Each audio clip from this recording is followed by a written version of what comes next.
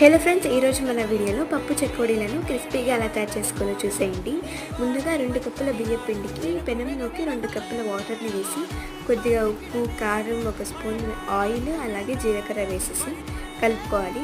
ఇది ఉడుకుతూ ఉండగా అప్పుడు మనము 2 కప్పుల బియ్యం పిండిని వేసి కలుపుతూ ఉండాలి.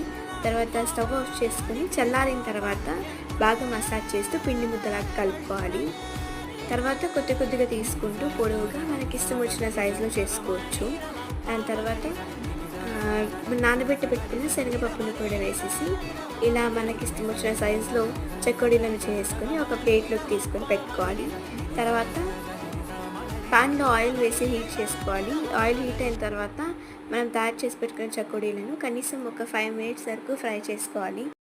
ఇలా అన్నీ ఫ్రై చేసుకున్న తర్వాత ప్లేట్లోకి తీసుకొని సర్వ్ చేసుకోవడమే. అంతే, చాలా క్రిస్పీగా ఉండే పప్పు చెకోడీలు రెడీ అయిపోయాయి. Thank you for watching.